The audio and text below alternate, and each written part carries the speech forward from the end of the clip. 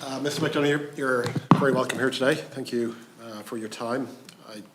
Several questions related to NAMA, but obviously we'll come back to those. Maybe when you go back into that organisation, you'll do so at a senior role, and you can convey the imperative of NAMA to respect the Oireachtas and the Oireachtas Finance Committee in particular. But the NTMA. NTMA? Yeah. Yes. What did I say? NAMA, but it's okay. I knew you meant the NTMA, right. And I wanted to make sure for yourself. Yeah, I think there is. So I've been listening to you being questioned there for the last while. This is my first opportunity to question a witness before an Oireachtas committee, and I've perhaps rather naively stuck to the brief. So my questions will be about NAMA, and if that's okay, I might just jump in. The first question relates to the 4,000 homes, more precisely the sites, the Kildare and the Dublin sites that are set up for 4,000 homes. At what stage is that at? I know they'll be handed over to the LDA, but at what stage is it at? How much work did NAMA do to get those sites ready for construction? And are they shovel ready for the LDA, or is that likely to take some work and some time? In terms of both sites, and they're massive sites, one is in North Dublin, and it has been designated for an LAP under the Fingal 23-29 local county development plan. So, and it would also part of the site would be potentially sanitised for a number of years because of a proposed metro station, but ultimately it would deliver at least 3,000 units and potentially more, depending on the densities that's permitted on it. So, we've got that site, and then we have a site in Kildare where effectively it has zoned and it has planning, and we've submitted the planning application for the first planning application for 344 units 2 years ago. It hasn't come out of Bord Pleanála. It was an SHD application. It is still there. It hasn't come out the other side. And but we also sold part of that site to the Department of Education, where they've started work on building much needed school, preparing for much needed school there. So they are the sites. So there may be the one in Kildare is probably most likely to develop about maybe 1,100, 1,200 units, and the one in North Dublin at least 3,000 units. So the one in North Dublin is probably, depending on Fingal doing their work in terms of an LAP, you probably I think they've started it, but obviously that has to go through their council process. So it's potentially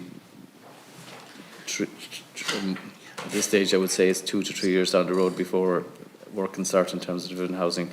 The one in Kildare, if the planning came through, the LDA could start building houses if they wanted, based on our plan permission, and go in for the second stage and the third stage plan permission very quickly under the new LRD system. So I think, in Kildare, I think potentially if the planning came through, you could see something happen there in 18 to 24 months. Okay, thank you. How does the transfer of NARPs to the LDA, how does that align with the statement that you made in your submission, where your focus is to extract as much value as possible from a residual portfolio? Yeah. Well, it aligns because, as I said, we offered these back in 2012, when the government was, when the country was under the control of the Troika. There was no capital programme available to the local authorities or the AHBs to buy substantial social housing units.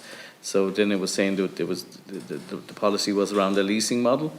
And at the time I met the then Minister for the Environment, and he said, can you come up with an idea about helping us here? NAMA's got stock, can you come up with an idea? So myself and my colleagues came up with the idea that we'd create an SPV and we'd buy the properties off the developers and receivers, and if there was money needed to, some of these were unfinished housing estates, we'd put the money in to finish them, and then they'd be owned by the NAM SPV and they would be leased into the AHB or the local authority. And so effectively that's how we've got 1,366 units. So the value of that, the value of those 1,366 units today is in excess of 350 million. So that is money that the state doesn't have to find somewhere else. We're handed over as part of our surplus to the minister, and the minister is going to has directed us that we ultimately would transfer to the LDA. So the LDA will just carry on those leases with those AHBs and local authorities. Okay, so in terms of the 5.2 billion lifetime surplus, Yeah. That 360 million constitutes part of that? Yeah, because if we sold it in the market, we'd have that 360 million in cash and maybe more, and give it as cash to the Exchequer, but instead of giving it as cash, we're giving it as payment in kind. Yeah. Okay, yeah. okay. And 360s, that's a market value? That's a market value. It's actually 356 at the end of 2024 is our valuation, independent valuation. Yeah. Gotcha, okay, okay. And just come back to the 5.2 billion. I mean, much will be said and written about the success of NAMA after all this is done and dusted. How does the 5.2 billion lifetime surplus align to the day one target projection? Well, people may recall, and I suppose people, 2009 was a different time, when the minister was at the finance at the time, was putting legislation through the Dáil in 2009. He asked people laughed at it at the time. People sort of said, they asked as part of Oireachtas for a business plan. We had no details of the assets, things like that, but we had to put a business plan together for the minister based on what limited information we had at the time, and we sort of said that NAMA would return, I think, it's about 4.8 billion over its life. So we're in excess of that now. When the NAMA board came in 2010, they said, that's not our plan, we want to put our own plan. And I think NAMA had, the own board said that they would, if everything went according to these number of assumptions, and we published the assumptions, and when we had more information at that stage on the portfolio that we got from the banks, we sort of said if everything went right, we would probably make about 3.9 billion profit. Turns out we were making well in excess of that, but that's how it came about, Deputy. Okay. Just turning to the resolution unit, how long do you think that might last?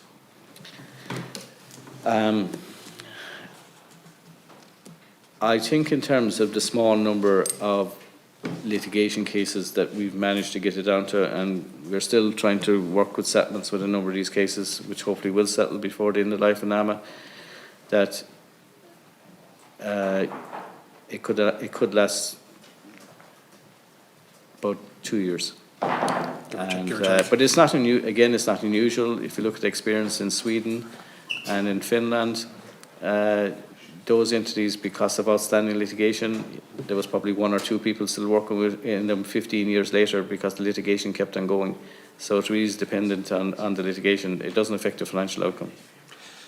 In terms of choosing the staff, that I believe... It's not my responsibility, Deputy. No, so 10 are going into the resolution unit and... Well, the NTMA have sent a note to the committee, I believe, and they're saying that maybe potentially up to 10 staff to manage the residual activity of NAMA. That's their decision, not my decision.